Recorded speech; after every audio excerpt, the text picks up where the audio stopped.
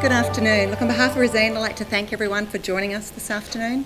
We're very fortunate to have someone the calibre of Dr. Zena O'Connor share with us her wealth and knowledge on colour. As being one of the only people in the world, or a handful of people in the world, to have a PhD of this type. A PhD around the use of colour in the built environment attained from Sydney University School of Architecture after completing a Bachelor of Design and a Master's in Design. And the timing for Rosine couldn't be better as well. As we hear today, this year, we are celebrating our 70th birthday and remain a very proud New Zealand family-owned business. And a lot of our reputation and success has been built on the strength of our colour offer to the architectural market. So again, on behalf of Rosine, I'd like to thank you for your ongoing support, and I know you're going to absolutely love Dr. Zena O'Connor.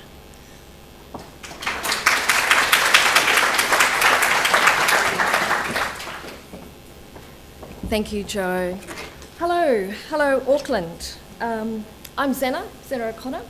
Feel free to email me if you have any questions. There'll be question time at the end. Can you all hear me? I have a horribly soft voice. My apologies in advance.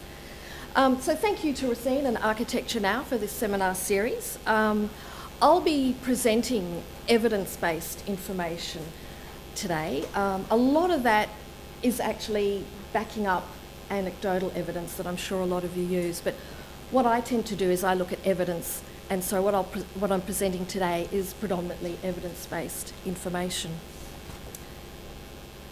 So for those of you that are doing continuing professional development, here are our learning objectives for today.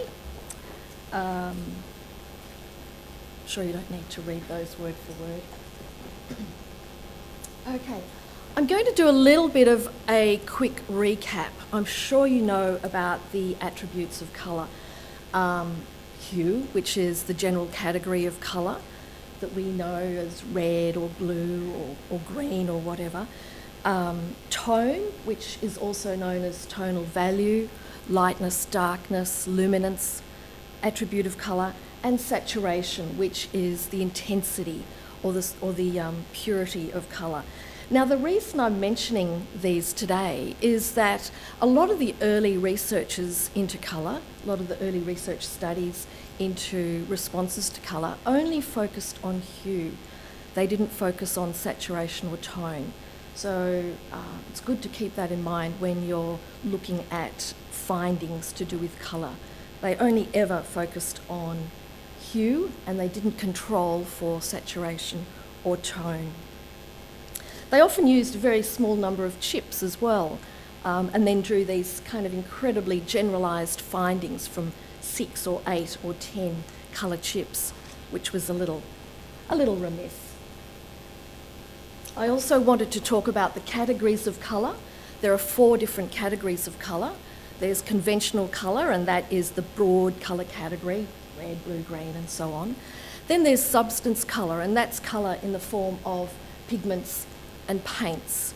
Then there's formula colour, and that is Racine colours, Pantone colours, car colours, and so on. And then there's spectral profile colour, and that's colour in the form of light waves. Now, a lot of the colour theorists tended to focus on one category of colour, but not another. So you'll get a lot of colour theorists who only focused on pigment colour or colour in the form of light waves. And that's why there's a fair amount of confusion between the various theories of colour. Luckily, we've overcome that level of confusion to a certain extent. So there are multiple theories of colour and multiple colour models, and here's just a few of them over the centuries. All of these people are men for some bizarre reason. There are very few female colour theorists. And you might notice the difference in primary colours amongst these colour models. There are also differences in the number of hues that are featured in each of these colour models. Some have a large number of hues, others have a small number of hues, some have a lot of greens, and so on. The 2 colour models on the left-hand side, the top is Newton and the bottom is Herring. These are 2 of the theorists that focused on colour in the form of light waves. And their colour models tend to differ quite considerably from the other colour models these theorists focused on colour in the form of paints and pigments. Some of these colour models were actually hand-painted. Harris, Chevreul, Ostwald, Munsell were all hand-painted, and Herrings as well, and Albers. So all of the colour models on the right-hand side were hand-painted.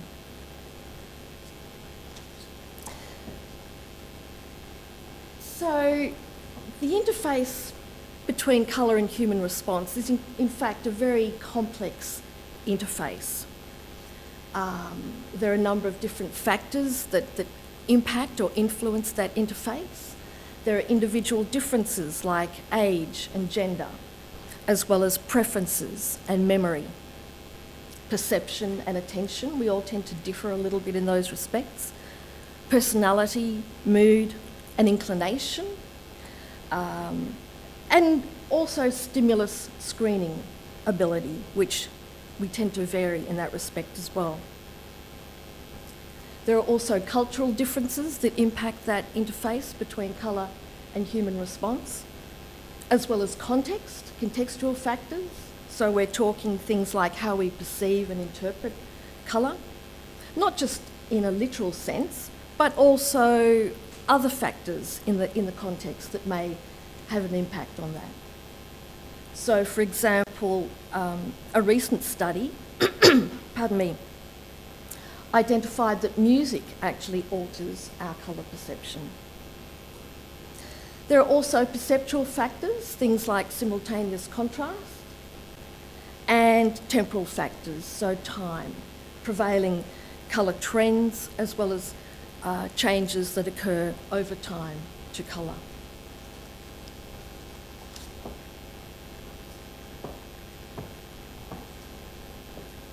It's just water, not gin. Unfortunately. No, I'm not a gin drinker. Okay, so these are some of the responses that we may or we may not have in regard to colour. There are cognitive responses, judgments, evaluations, assessments about colour. There's also affective responses, so these are perhaps our mood, emotional reactions that we may or may not have towards colour. And there are also behavioural responses, how colour may help in terms of wayfinding or physical reactions that we may have to colour.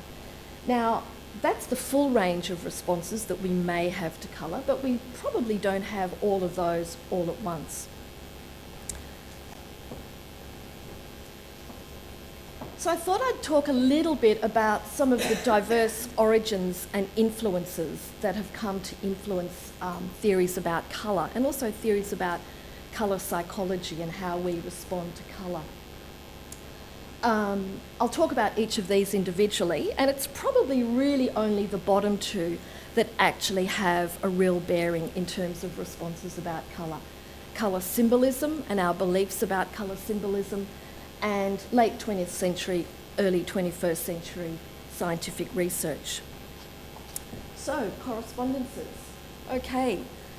So ancient philosophers like Pythagoras, Heraclitus, Hippocrates and so on were very keen to create some kind of order out of the apparent chaos around them. And they often invented patterns of connection between elements and planets, seasons, geometric shapes, and colours as well. Hippocrates threw in bodily functions. These patterns of connection evolved into what we refer to as correspondences. And correspondences have emerged across a number of different cultures, Arabic cultures, Chinese cultures. So, for example, in Chinese culture, there's the Wu Xing doctrine, which you may know of, and that underpins Feng Shui. So correspondences like these were very popular up through to the Renaissance and beyond. In fact, Albers at the Bauhaus devised his own set of correspondences, which you may have seen. I think it's a red square and a yellow triangle and so on. This particular set of correspondences was devised by Nicoletto Rosex, and he was a contemporary of Leonardo da Vinci. Another idea that has influenced colour theories, and you may be familiar with this as well, and that is this idea of chakras. This is just one of a number of traditional and New Age ideas and beliefs that have kind of fed into theories about colour and theories about human response and colour. The chakras became very popular at a time when occultism and theosophy and mysticism were popular, so round about that 19th century period. And it was a period just after the Industrial Revolution, so hence people were probably looking for some kind of spiritual antidote to the hideous changes that the Industrial Revolution brought about. However, interestingly enough, there doesn't appear to be actually any evidence about coloured chakras in the original texts. So the original texts were the Hindu Upanishads. Yes, Hinduism is full of symbolic iconography, but this idea of aligning colours to chakras seems to actually be a Western invention by these three characters here. This first guy, William Atkinson, wrote under a number of different pseudonyms, as did John Woodroffe. A lot of them were influenced by Madame Blavatsky, who was said to have that condition called synesthesia. And it seemed that this idea of aligning colours to chakras was in fact a Western tradition. There isn't any evidence to link the two. However, having said that, if you have a client that is really into chakras, just go with it. You don't want to lose that client. Okay. During the 19th and 20th century, there are quite a lot of pseudo-scientific theories about colour, a lot of opinions that masqueraded as theories of colour. And here are some of the characters that became quite famous and traded on their ideas and their opinions about colour. Many of them claimed that coloured light could heal a huge range of ailments, from baldness to toothache through to paralysis, consumption, spinal meningitis and cancer. Most of these guys were revealed to be frauds and charlatans and were discredited by the American Medical Association.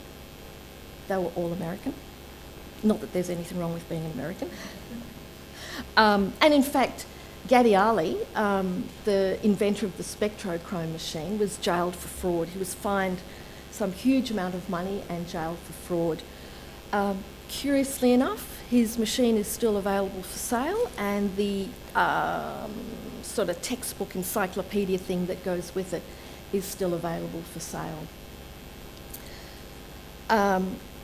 Goldstein and Gerard, they're two names that you may have come across. Their studies are widely cited. They were widely cited and quoted by people like Faber-Biren. But their studies actually lacked scientific methods. Goldstein, for example, and Gerard both used a very, very small sample group. In Goldstein's case, he was simply observing patients at a sanitarium, and he was convinced that colour had an impact. So, of course, whatever observations he made of these particular patients, were underpinned by his bias. Both of them had a very strong author bias that colour has an impact on human response. Faber-Biren was an interesting character. He was an incredibly successful colour consultant. He wrote bucket loads of books, and he's been widely quoted. Good luck to him. He had a fabulous business going in New York, a New York-based colour consultant. He had some huge clients like the US Navy, DuPont, and so on. He didn't actually conduct any research, and when he did quote research, like the work of Goldstein and Gerard, he didn't actually critically analyse the findings of those guys. And he also quoted people like Edwin Babbitt and Gattiali. So good luck to him. He made a fabulous business out of this, but his word really shouldn't be taken as gospel when it comes to colour and human response. Happy to debate that. So quite a few ideas about colour, theories of colour and theories about colour and human response also came out of art and design. People like Vincent van Gogh, who had some very unique ideas about colour and colour symbolism. You may be aware of those already. He actually also had this condition called synesthesia. Has anyone heard of that condition? No? Okay, so for those of, I always stumble over the pronunciation of it, but for those of you that don't know it, synesthesia is a condition where the mind kind of intermingles and muddles up the senses. So you may taste something, but as you're tasting it, you'll also see a colour. Or you might hear a sound and see a colour. So quite a few people throughout the ages have had this incredibly curious condition. Sounds marvellous. Who needs hallucinogenic drugs? I didn't say that. So, so he apparently had synesthesia, and that may in fact account for his very unique ideas about colour and colour symbolism. Joseph Albers was another gentleman. He was a student and then a professor at the Bauhaus in Germany, and he had very strong ideas about colour and human response as well, and that formed part of the foundational course at the Bauhaus. He grouped colours and assigned them specific meanings, very, very specific meanings based on his colour model. So we've got mighty and lucid and melancholic and serious and serene. So it's curious. Do you think these have any sort of validity or meaning today? Or do they seem hard to understand, really? Do they make any sense? Do they resonate or not? I know, it's hard to... Yeah, they just don't seem to have any... It's hard to understand his logic, to tell you the truth. However, he had logic back then. Okay. So these are some of the various sources of ideas about colour theory and colour and human response. And now I thought I'd turn to some of the more evidence-based ideas about colour and human response. There was a very, very comprehensive review done for NASA back in 1988, and I was very lucky to get a copy of it because Mr. Wise, James Wise, was one of my PhD examiners, and he gave me a copy of it. But it was an incredibly comprehensive review of all of the evidence-based information up to 1988. And he found that, yes, lighter colours do in fact make an interior feel more spacious and more open. They needed to know that for NASA's spacecraft. But what he also found was that there are in fact no hardwired linkages between colour and human response. And one of his key findings was that personal beliefs about colour and colour symbolism actually play a very important role in terms of how we respond to colour. So if we believe that certain colours are going to be calming or arousing, if we strongly believe that, then that will probably mediate, as he says, a physiological response.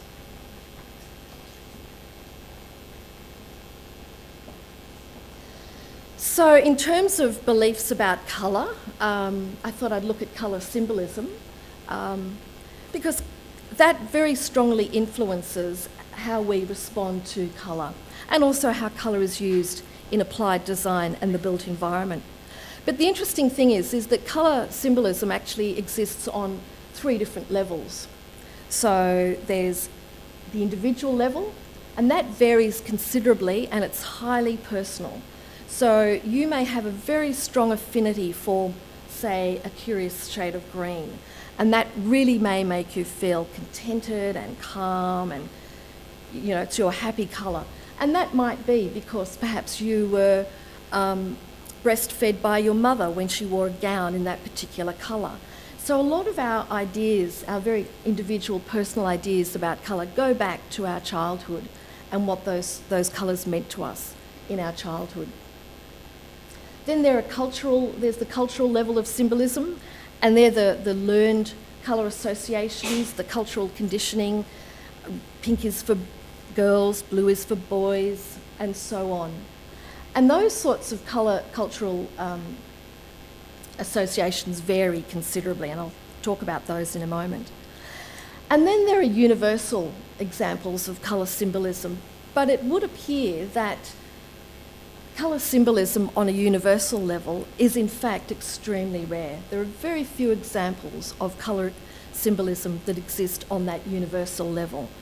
Red stop signs, red meaning stop, that's common around the world. Traffic lights, red, amber, green, common around the world. But beyond that, there are very few examples of colour symbolism on a universal level. This is incredibly hard to read. However, I'll explain what it is. It's culturally based colour symbolism, and it shows the variability of it. So the rings, those rings of colour, the little blocks that go around, those rings are the 10 main cultural groups. Not 50 or 100, but just 10. And the spokes are the colour meanings.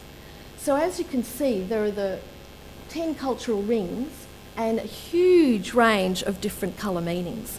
And that's how variable culturally based colour symbolism is. So it's very good to kind of be aware of that when you're doing work for particular cultural groups. Luckily for us, there are people that do research into this. And this particular study by Aslan, I've put the entire citation up here, is one of the most comprehensive reviews of culturally based colour symbolism that I've been able to find. He did it for the Journal of Marketing Communications, because obviously if you're doing advertising or marketing, you want to make sure you're using the right colour for the right cultural group. And this is just a snapshot of the information that he provides in that. And as you can see, with the colours down the left-hand side and the various cultural groups going across, there are some huge variations in terms of what colour means amongst those different groups. So, for example, in Anglo-Saxon cultures, red tends to relate to ideas about love and lust and so on, but it varies considerably when you're looking at other cultures. Has everyone got down that citation? It's very easy to find, and it's a very good one to have on file. So even in our Western culture, there are a huge range of different connotations for each colour. And here I've focused on red. Red can mean anger, aggression, danger, violence, and so on, depending on the context. So colour symbolism is highly context dependent, and it can also relate to revolutionary ideology, communism, socialism, and so on, again, depending on the context and the design elements used. Red can also symbolise love, romance, virility, passion, as well as winning, confidence and competitive advantage. And of course, George Clooney sums up all of those things, doesn't he? In fact, he sums up the entire page.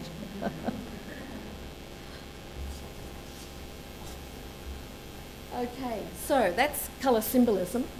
And I thought I'd also talk about some of the more sort of basic things to do with human vision, because this tends to have an impact on our responses to colour.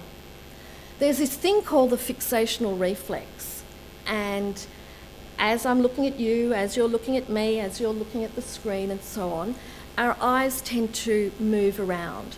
And these eye movements, we do about 2 to 3 of these scanning movements per second. They're called saccades. So what catches the attention of saccades? Movement is one, and as I'm looking at you, I can see a gentleman moving his hand, I can see a lady moving her hair. The other thing that catches a saccade is noticeable contrast, something that is particularly bright against the background. So I can see a green coloured shirt there, which is standing out quite strongly against the red chairs. I can see some white shirts, they're also standing out against the surrounding black outfits and so on. So movement and also noticeable contrast in terms of tonal value, saturation and or hue.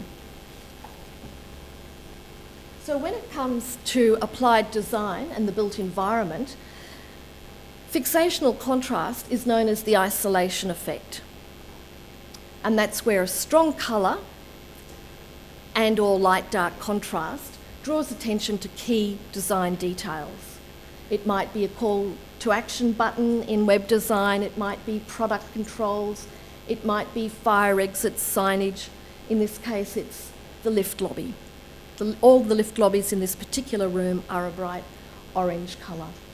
So this is the fixational effect translated into the isolation effect in applied design and the built environment. Moving on to red. Research indicates that red has an attentional advantage. Visual search times for red are much faster than for any other colour. So hence it's often used to draw attention to key items, key design details. In the far left, it's drawing attention to a particular element in the film poster for coherence. In the middle image, it's drawing attention to that red staircase at the back of the room. And in this particular image on the right-hand side, which is one of the Washington DC underground stations, it's acting as a sort of a safety barrier between the pathway and the tracks. So red definitely has an attentional advantage.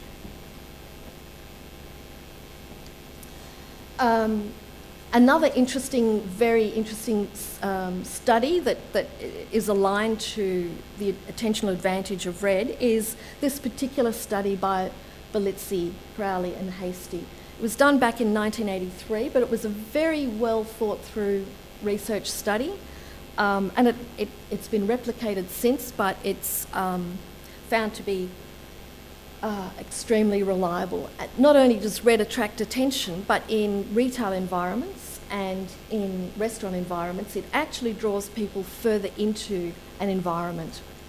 So if you've got a restaurant that is just not getting the pedestrian traffic through, put red down the back and it'll automatically draw people through and into the restaurant. So just going off the track a little bit, but just for a little bit of fun. Red apparently acts like an aphrodisiac for men. Hey. It tends to, a series of 5 experiments examined perceptions of women by men, and it found that red, relative to other colours, leads men to view women as more attractive and more sexually desirable. And it's important as the waist to hips ratio and facial symmetry. So there you go, ladies, wear red.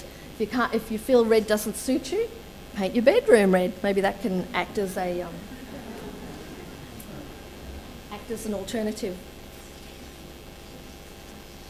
Okay, something for the gents, seeing as we went down that little side alley.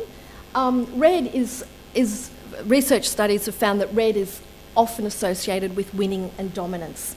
And a study that looked at all of the teams in the 2004 Olympics and the 2004 Euro International Soccer Tournament found that wearing red is consistently associated with a higher probability of winning.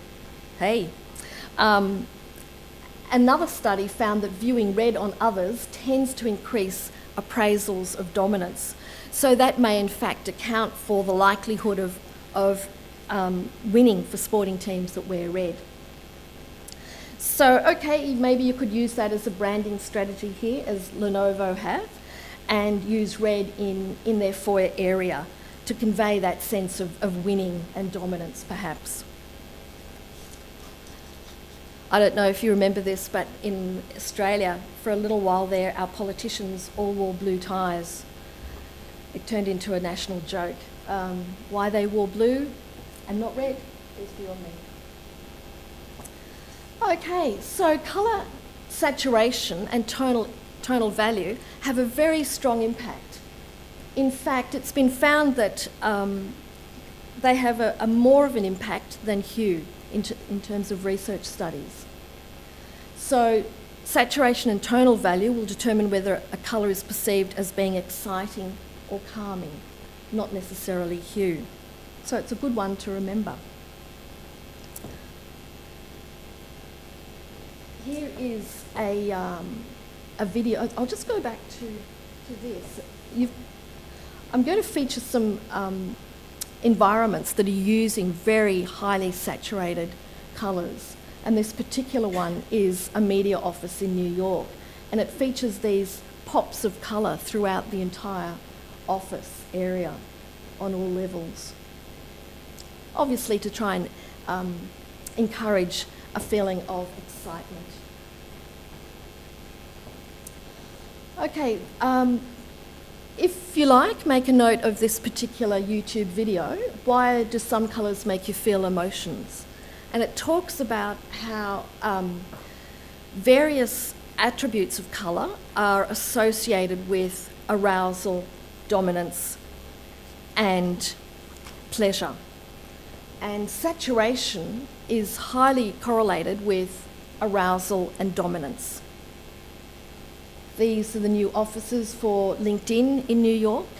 It has an incredibly saturated lift lobby area on the left-hand side. On the right-hand side is one of their many meeting areas, and then interspersed between their highly saturated meeting areas are workspaces, and the workspaces are devoid of colour, or if they do have some colour, it's just down one side of the wall. It's like a feature wall. But basically the office spaces are in neutrals, whites, greys, and dark grey. And then these pops of colour. So saturation is correlated with arousal and dominance.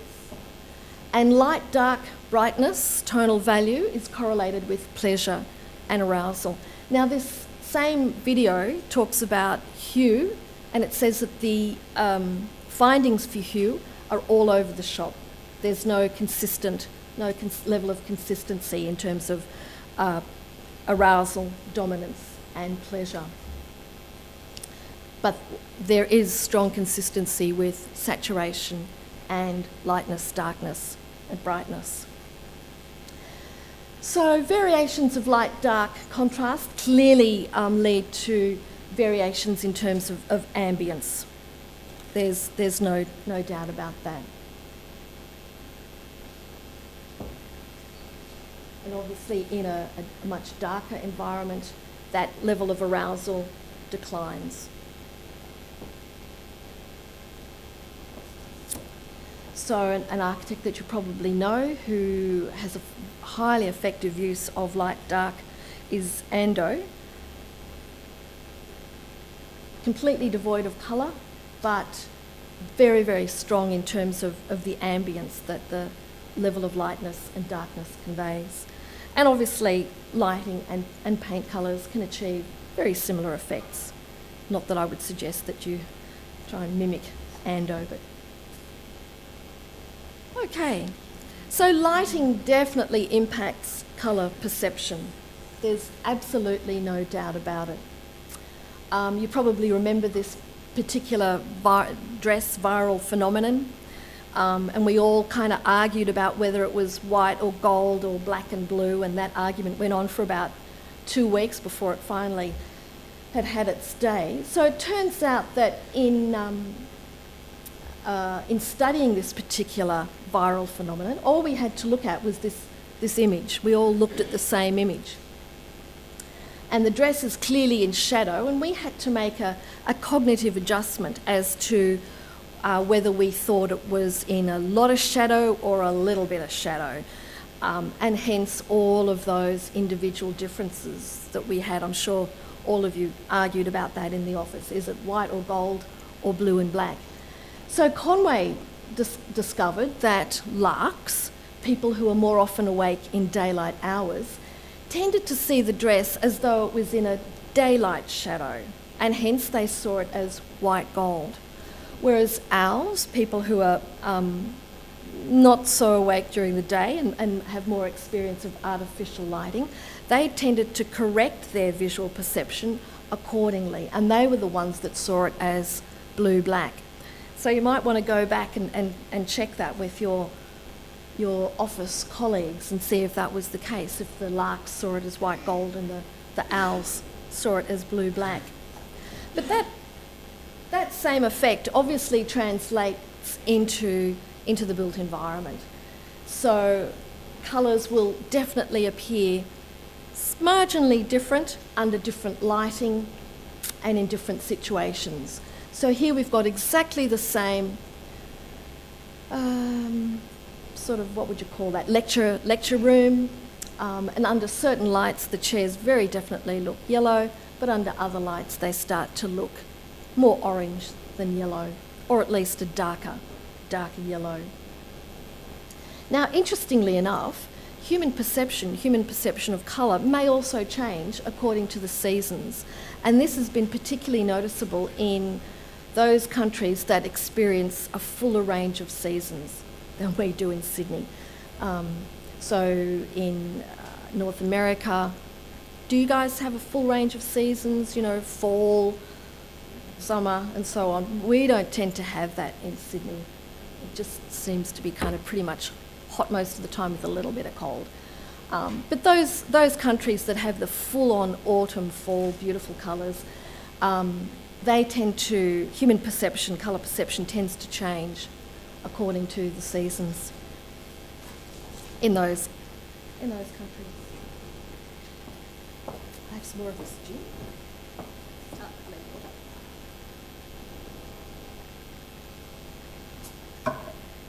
Okay, so jumping ahead of myself. Obviously lighting has a huge impact on colour perception and ambience. Kula, who is a colour theorist from Scandinavia, suggests that any lighting that is too bright or too dark will have not just a negative impact on ambience and perception, but on evaluation of colour as well. So you might have devised the perfect colour scheme for a restaurant, but if their lighting is just too dull, your fabulous colour scheme just will not be perceived as such, unfortunately. Okay, creating calm. There's a lot of information in mainstream media that suggests that certain colours will create calm. If you have a blue room, it'll be a calming room, and so on. And that's very much to do with beliefs. If you believe a blue room will be calming, then it will probably have a calming effect on you. A little bit like crossing your fingers for good luck and so on. A little bit of a superstition. But if you really want to create calm, the thing to do is to address the problem of visual noise. Now you might remember that I talked about saccades a couple of slides ago. And if there's too much in the way of contrasts and visual clutter, the eye will be constantly drawn to all of those examples of contrast and movement and visual clutter in a room. So if you want to address the problem of visual noise, if you want to create a calm interior, get rid of the multiple contrasts. If there's visual complexity, it tends to have a potential for visual discomfort. That tends to lead to cognitive dissonance, and that's not going to be a calm situation. So I've included two very different examples here. One is a beautiful hotel in the south of France that F. Scott Fitzgerald stayed at. Probably looked a little bit different in his day. But as you'll notice from that room, it is absolutely full of patterns. There are patterns on everything. It looks to be a beautiful room, but there are patterns everywhere. So your eye is constantly being drawn to the patterns on the carpet, the patterns on the wallpaper, the patterns on the chairs, and so on. Even the patterns on the railings on the balcony. So what could have been a beautiful, calming room is in fact quite a visually complex room, and therefore probably not as calming as it could be. On the right-hand side, we have an interior by Brani and Desi. They specialise in these incredibly complex interiors. That is a dining area, and it's almost impossible to identify where the floor finishes and the wall begins, and where the floors finish and the chairs and tables begin. It's just an incredibly visually complex interior. And whilst it might appeal to some people, it would be hard to define that as a calm interior. So to create a sense of calm, reduce the amount of strong contrasts. Strong contrasts in terms of not just hue, but tonal value and saturation. And that tends to lead to a sense of tranquility, irrespective of hue.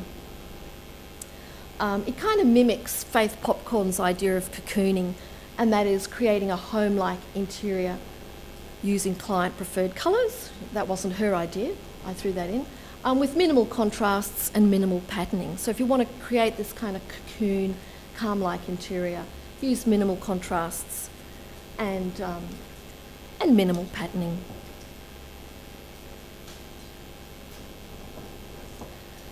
So, to create a calm interior, use colours that the client considers calming. Everybody tends to have different ideas about what's harmonious, what's sympathetic, and what is calming. Calm colours to you may not be calm colours to your client.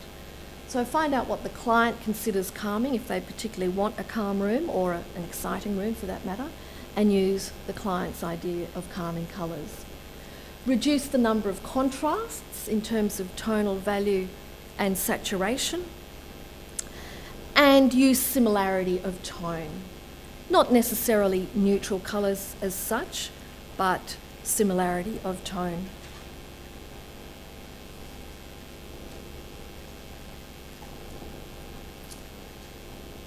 So this is a job we worked on for a girls' juvenile justice centre. The brief was to create a calm, homely ambience, to differentiate between interior spaces, and to also try and reduce the institutionalised nature of the institution. So we used a range of different hues, but all in light, similar tones. And the bolder colours were introduced later by things like furnishings and so on, posters and signage and whatnot. But we used a palette of very similar light tones to try and create a calm and also homely atmosphere. There was a perimeter fence. The perimeter fence was a hideous grey, but in front of the fence they'd planted some gum trees, good old Aussie gum trees. And so the idea was to use a similar colour to the gum trees, that greenish colour, for the fence, so that the fence would kind of disappear rather than stand out in this grey colour.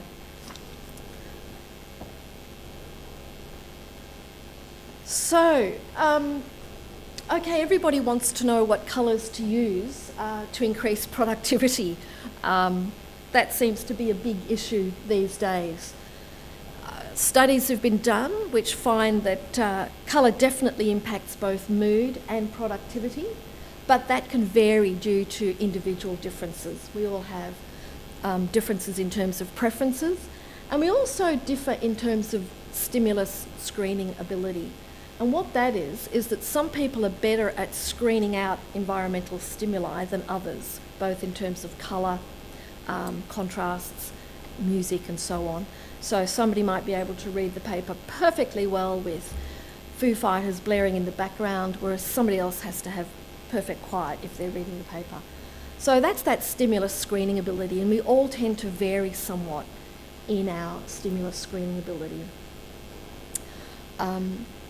Interestingly enough, red, which is said to be arousing, can also be associated with anxiety. So if you're going to use red, fine, but just be aware that amongst some people it may generate feelings of anxiety.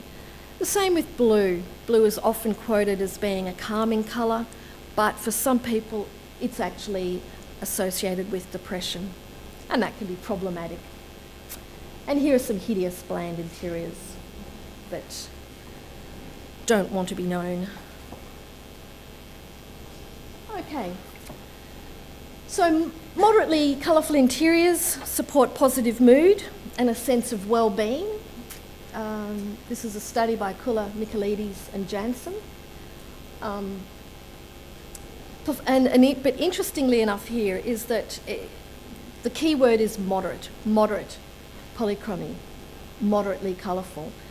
Another study found that performance increases with physiological or mental arousal, but only up to a certain point, and then it starts to decrease when arousal levels become too high.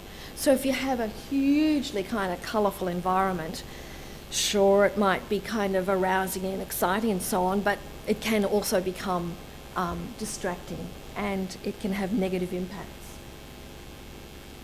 On the left-hand side, the two images are from the Royal Institute of British Architects offices in London. Don't know what that was.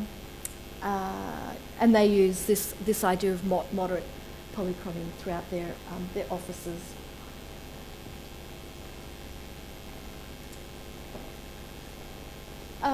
Okay, this is quite a new sort of idea at the moment. The idea of trying to attract and hang on to quality employees. It's become a key issue in Sydney. Has it become a key issue here as well? Attracting and keeping quality employees amongst your office clients. The thing with this is that the idea is to sort of try and attract and keep millennials. It's millennials that seems to be flavour of the month. And it's estimated that by 2025, 75% of the workforce will be millennials. And they're the ones born between roughly 1980s and 2005. The definitions of their sort of period varies a little bit. Sometimes they're called the I generation, sometimes they go by a few different names, but I'm calling them millennials for today. Their particular preferred workplace design is a hybrid of work and play. They like a work environment that is cool, fun, flexible and campus-like. And on the left-hand side we've got Google's new Dublin office. It clearly looks like a lot of fun. In fact, it looks more like a playground than an office, but hey, I'm not a millennial. And on the right-hand side, we've got just one little shot of Facebook's Menlo Park with quite strong orange. Are you seeing that as quite a strong orange?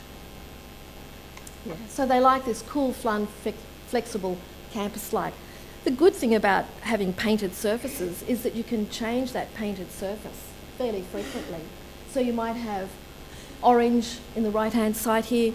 After a year or 18 months or so, change it to a green or a blue or a purple or whatever. That's the beauty of painted surfaces.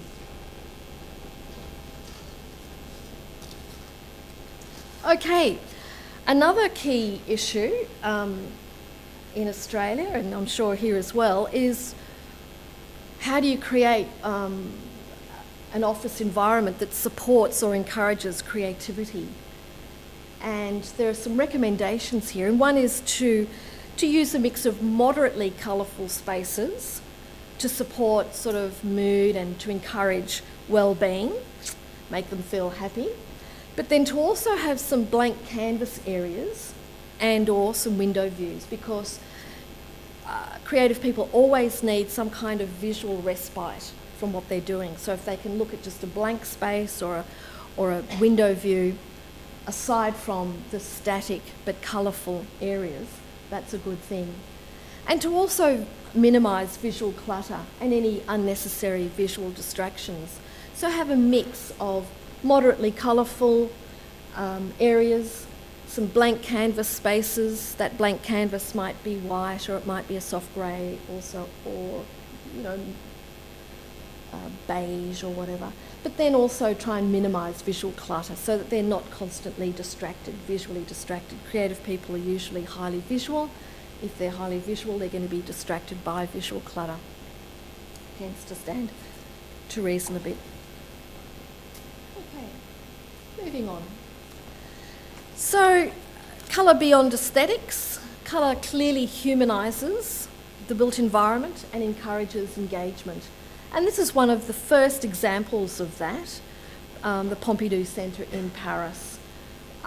The aim of this particular building was to minimise that. This is an old example, I know, but it was one of the first examples to humanise the built environment and encourage engagement.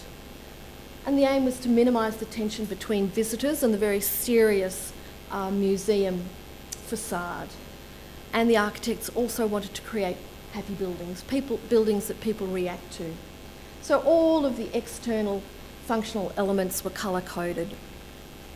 And it was quite a groundbreaking building of the time. And here's a much more recent example of the same idea. This is a leisure centre in Paris. It uses internal and external colour coding. So various areas in the building are colour-coded, red, yellow, green, and so on. And that same colour coding flows through to the external colours. So the red area is replicated with the red facade, the yellow area with the yellow facade, and so on. And the aim of this particular building was to create an accessible and a safe place that would attract and engage children of the area to play. It's a wealthy area, and it's quite an amazing looking building.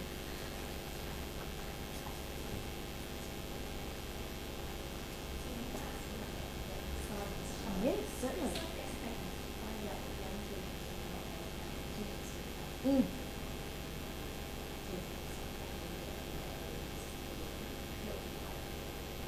It would be, yeah.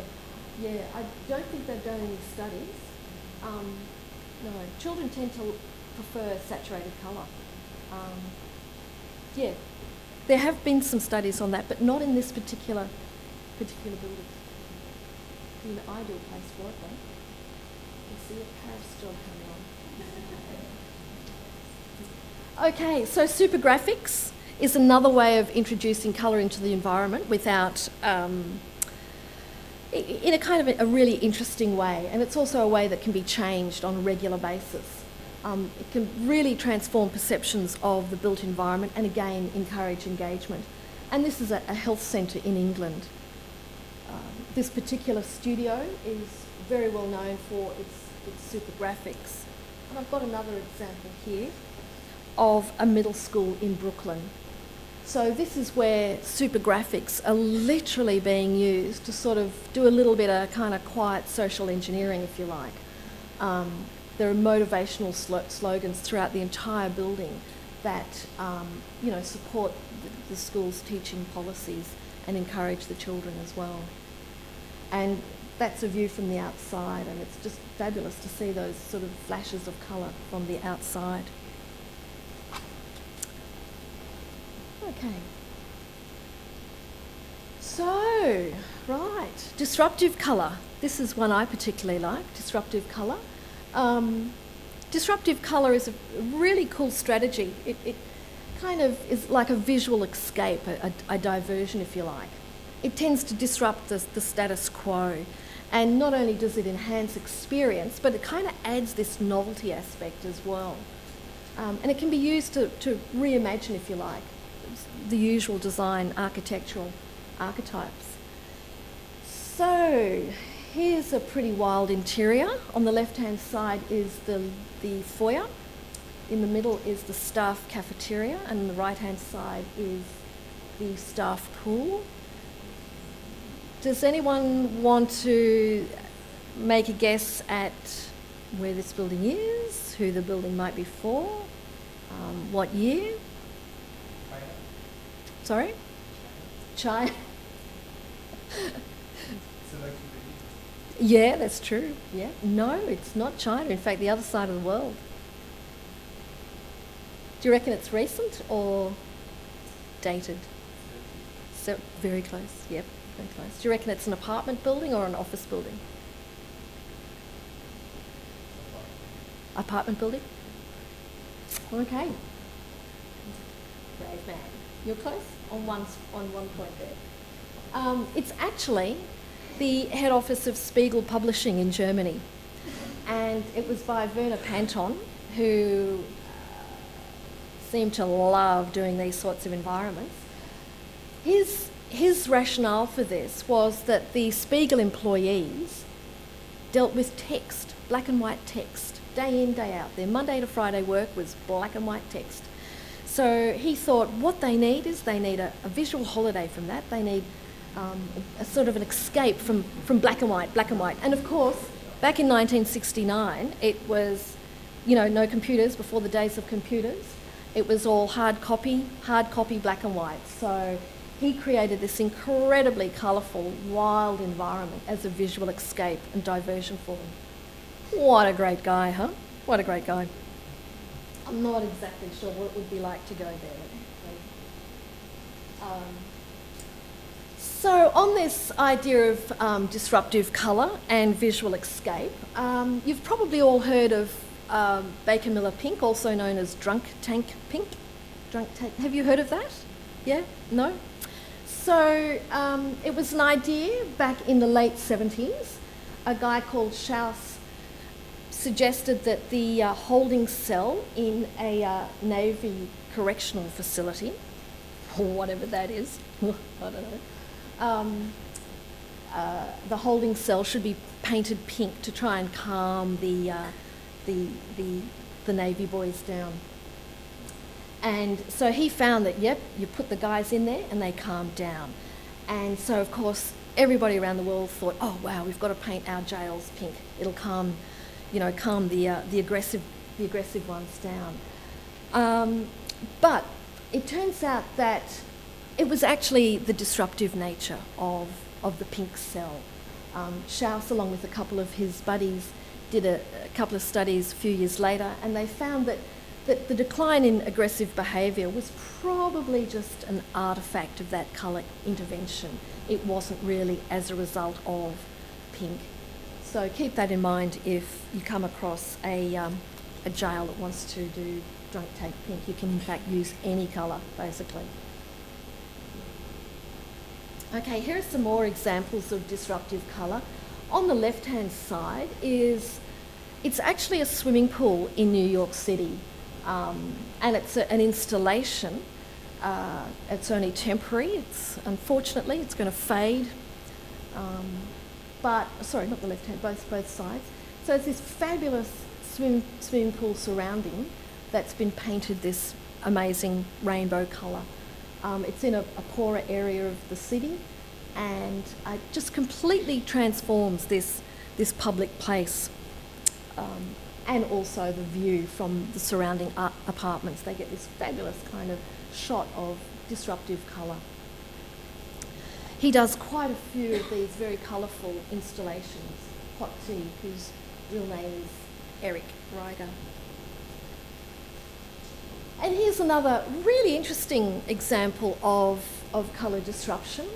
This was a student project, and it was done by a couple of students at the Art Institute in Chicago who were in fact Korean students. And they noticed that in their hometown of Seoul, when the annual monsoon came through, it tended to rob the city of its energy and its vibrancy. And they wanted to do something about that. So they worked with Pantone, I think it was, to devise this... No, Pantone? I'll get back to you on that. But they worked with a paint manufacturing company to devise this water-activated paint, which would actually change colour when it rained. So the street went from being dull grey, just as it starts to rain. When it's fully wet, up comes this fabulous kind of pattern on the ground. Quite a cool idea. Bit of disruptive colour to brighten a dull day in any city, really. Okay, so colour beyond aesthetics. Obviously, it's often used for orientation and wayfinding. It's a hugely effective non-verbal mnemonic device for orientation and finding your car in the parking station. And it can work at a lot of different scales, not just parking stations and shopping malls, but here it is being used in Narita Airport, so coloured pathways through retail and transportation. So you get off your plane, you find the red line and you follow that red line, and that'll take you to the train, the bus, the taxi and so on. So it's a really good non-verbal wayfinding device. And here is quite a beautiful example in Madrid. It's an airport. It has this stunning facade, and the colours on the facade flow through to the internal structure. And if you catch Qantas Airways, you know that they're always going to be down at the yellow end, or if you catch Air New Zealand, it's up at the green end or whatever. So it's a really good wayfinding, non-verbal wayfinding device, provided you've been to the airport before. But then again, ask somebody, might say, oh, it's down at the green, it's up the yellow end, and so on. Okay, so behaviour modification.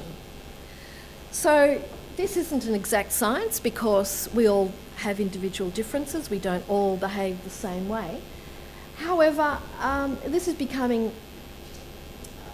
very popular in terms of office interior design, designing interiors to kind of try and modify behaviour in some way. So active collaborative areas will often feature a range of mid-saturated colours to try and indicate different work teams. I'm with the blue team, she's with the red team, and so on. It'll also be used to identify kitchen areas, social meeting areas, and also meeting rooms. On the right-hand side, we've got the Macquarie Bank building, and all of their meeting rooms are this green colour, and they're scattered throughout the building. And on the left-hand side is the new Medibank building by Hassel. And they've used colour coding to indicate different work teams and so on. So under this approach to colour in office environments, the quiet contemplation work areas are often less saturated colours with minimal hue and light-dark contrast to try and encourage a sense of calm and also a sense of quiet. So we've got the active collaborative areas where there's work and talking and meeting and so on, and then we'll have the quiet areas which have minimal hue and light-dark contrast, and they're the quiet, calming sort of areas to sort of focus on that Excel spreadsheet or your tax or whatever. So behaviour modification, colour is often used in pathways and lift lobbies. On the left-hand side is a job we consulted on for a hotel in Canberra. And on the very far left-hand side is the hotel corridor and lift lobby area. When you come out of the lift, which is the midpoint, you have no idea whether to turn left or right.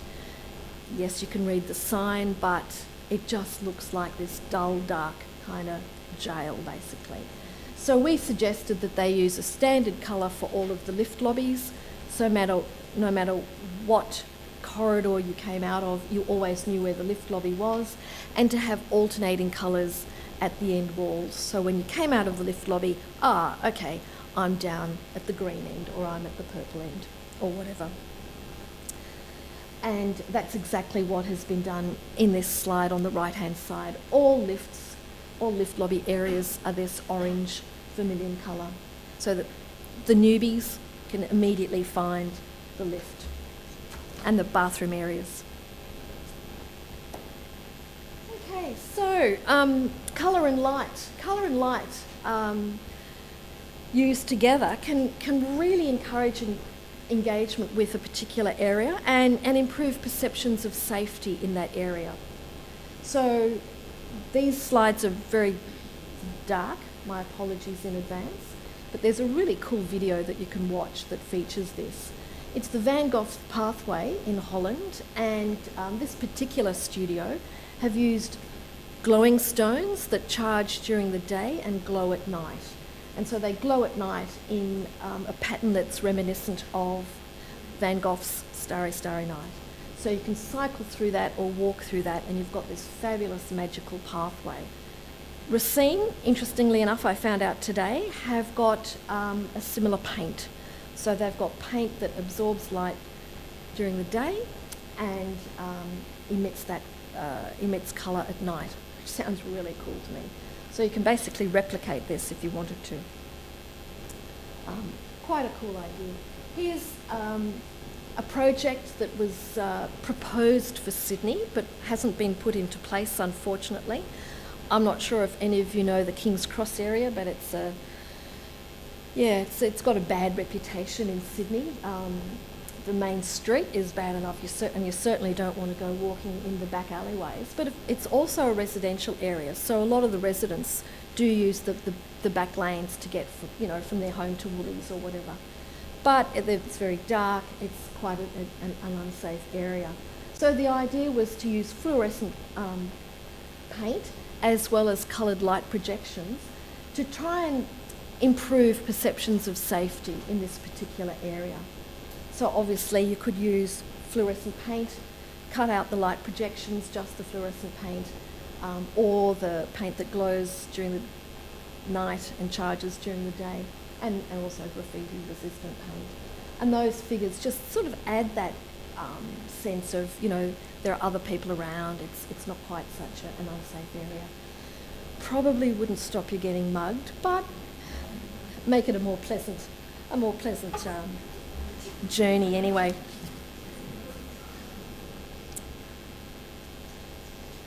Okay, so colour definitely influences perceptions of size. In the PhD research I did, one of the things I looked at was, does colour really influence perceptions of size? And yes, it does. This is quite a hideous waste recycling centre in Sydney. It's painted a, typical kind of khaki colour. It's a local eyesore. The residents hate it. They think it's just the ugliest thing ever. I recommended it was painted the colour to match the surrounding trees, and of course the building kind of just disappears from view. It loses that eyesore factor. So yeah, strong similarity between facade colour and contextual colour does minimise the visual impact of a building.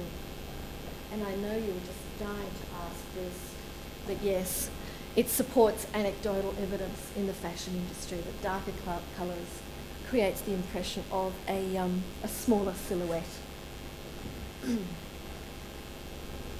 Okay, so this is probably something that you know already. Lighter colours tend to visually enlarge an interior space. And yes, this has been confirmed in terms of that. This is a second NASA report by Simon and Toops. They needed to know that their spacecraft wouldn't feel hideously claustrophobic, so what colours should they use? They use lighter colours with some darker highlights throughout to try and give a bit of visual variety. Ceiling colour will appear marginally higher if it's lighter, and obviously paint colour will appear lighter in a well-lit room. So the paint colour does vary depending on ambient lighting. Corners tend to disappear in a darker room, and also brighter colours tend to pop more in a darker room. Oh. Okay, so inherent versus perceived colour, you've probably come across this as well. And studies show that variation definitely occurs in terms of the inherent colour, that is the paint tin colour, and the perceived colour. So on the top here we've got the paint tin colour, which is the inherent colour that the building's been painted, and below that is the colour that we actually perceive. And the reason for that difference is that that particular building is surrounded by very dark tones. The contextual colour is very dark. So it literally sets up a simultaneous contrast effect in the built environment. The very dark colours make the lighter colour appear even lighter, and hence there's a difference between inherent colour and perceived colour. And that also occurs due to variations in surface quality and changes in ambient lighting. But it's that simultaneous contrast that has the greater effect. So it's very important to remember that when specifying an exterior colour. Okay, children's hospitals and children's facilities. Children definitely prefer brighter colours, but their preferences tend to be influenced by the prevailing trends in terms of film, television, Frozen and so on. Lion King's probably old, Frozen's new, and so on. But the good thing about that is that with these changes in prevailing trends, you can definitely bring those new trends to life by updating your paint colour. Very, very easy. So here are some interiors of hospitals. One is in Texas and the other is in Toronto, using quite bright, bold colours, and kids absolutely love them. They sort of feel that the environment's been made for them. So it definitely encourages engagement and reduces anxiety from their perspective. And here are some more examples. On the left-hand side is a examination room, but it just looks like somewhere fun for a kid to go. Kids obviously feel a level of anxiety when they're going to hospital, so anything to reduce that level of anxiety, encourage engagement, make them feel at home is fantastic. And on the right-hand side is an incredibly colourful room at the Benioff Children's Hospital in California. So colour is, again, an incredibly effective orientation and wayfinding device. It's just ideal for children because it's non-verbal. So they know exactly that the blue room is the sleeping room, or the red room is the dining room, or the yellow room is their playroom, and so on. So using colour coding for the various hubs lets children know exactly where they need to go, what they need to do in those rooms. It works so well because it's a non-verbal device, wayfinding device. So in terms of children's daycare centres and children's facilities, some recommendations. They love saturated colours, so use saturated colours in their play areas to ignite their imagination. You may want to minimise their level of excitement and agitation in the dining areas. You don't want them throwing food around, so perhaps minimise the contrasts and use more neutral colours. In the reading areas, darker colours to sort of signal to them that they need to sort of quieten down, and it distinguishes the reading room from the playroom. And in the sleeping areas, completely minimise all of the levels of contrast, hue, saturation and light-dark contrast, to try and minimise the level of visual noise. And that in itself will encourage a sense of calmness amongst the little dears. Moving on. So, colour in healthcare environments. A really comprehensive review was done back in 2005. And like the review I told you about that was done for NASA, this was an incredibly comprehensive review on colour in healthcare settings. And it found that the evidence from all of the research studies was in fact kind of conflicting, anecdotal, and very loosely tested, which is a little bit problematic, because what do you do? There you go. So a later study that looked at colour in healthcare environments found that the supposed stress-reducing effects of green and the supposed arousal-inducing effects of orange or warm colours in healthcare environments was more pronounced for people with low stimulus screening ability. So those people that couldn't screen out environmental stimuli in terms of colour or noise or so on were more likely to be affected by the use of those colours than people who had a sort of a higher stimulus screening ability. So it does vary considerably depending on those individual differences.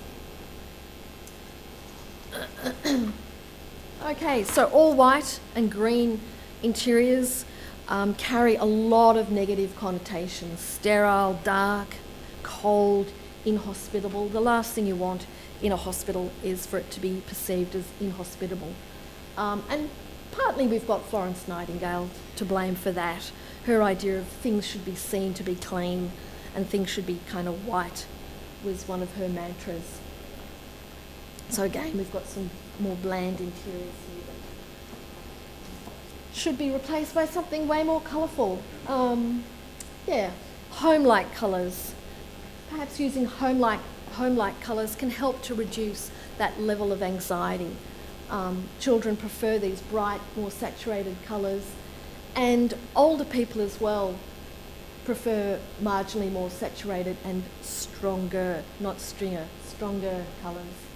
So that helps to sort of minimise anxiety in healthcare environments. Okay, so colour for older people and aged care environments. I've got some bad news, and that is that visual perception declines from about middle age onwards. It's not just an older person thing, it's a middle-aged person thing. So if you've hit middle age, your visual capacity has already started to decline, and it does become problematic. So hence, strong colour contrast, light-dark contrast, definitely improves environmental legibility. It's a problem from middle age onwards, and I'm more than happy to admit that I have that problem. People with dementia and Alzheimer's experience particular difficulties with spatial awareness, and this is really problematic as well. They have trouble judging a distance. They don't know how far it is from here to the step. They don't know how far it is from here to the table. That comes on gradually, but they definitely have problems identifying an object from its background setting. They have trouble finding a switch. So unless there's a strong contrast between the light switch and the wall, they'll have trouble actually finding it, physically finding it. And they'll also have trouble identifying things like the toilet from the bathroom floor. How far up is it? How far away is it? Things like this. Now you might think, I don't really care about this, but for people with dementia and Alzheimer's, it is a major problem. I do a little bit of voluntary work, and one of the jobs I do is I go and spend an hour a week with a woman who has dementia. When I was first assigned this particular patient, I automatically assumed she'd be, 75, 80. I was worrying about what to talk to her about. I was only spending an hour with her. Turned out she was the exact same age as me. She had early onset dementia. So early onset dementia is becoming more and more common. So hence things like strong contrast in the environment is a really important factor, not just for older people, but for middle age onwards. So strong contrast for that particular cohort, dementia, Alzheimer's, at least 70% plus. For older people, you can probably go 50, 60% between light and dark. But for older people, and particularly aged care environments, go 70% plus.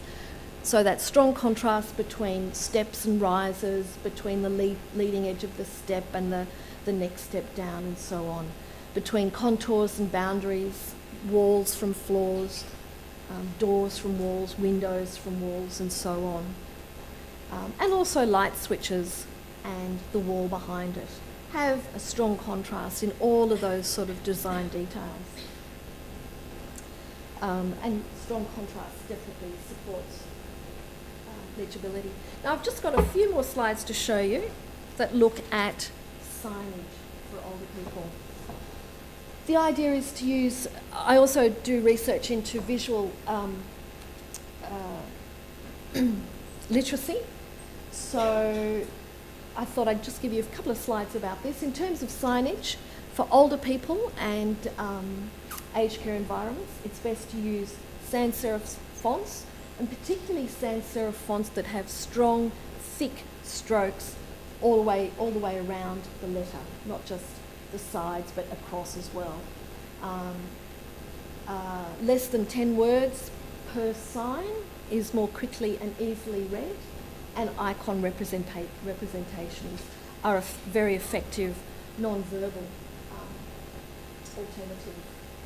So in terms of typeface size, again, people with poorer vision, it's better to go larger than smaller so that they can actually read it and not have trouble reading it. And in terms, so yeah, 5 centimetres at least if you're looking from a viewing distance of 1 metre, and up to 24 centimetres if it's, say, about 4 metres. I've done quite a bit of research into retirement villages, and the poor signage that I've seen in retirement villages would just make you cry. I have trouble reading it, and I'm not that old. Okay, in terms of text and background colour contrast, it's suggested that 85% plus light dark, a differential of 85% is what to aim for. So black on white, black on beige, black on yellow, anything from 85 plus in terms of that differential between text and background is way more legible for signage for older people and aged care environments. Okay, this is my second last slide. Facade colour, yes, it definitely creates a sense of place. In terms of planning policy, we have some very prescriptive planning policies in Australia, and these planning policies often use terms like harmonious colour, sympathetic colour, compatible colour. Look, that's all fine, but what does that actually mean? And more often than not, those terms aren't defined in planning policy, making the whole issue of facade colour quite problematic.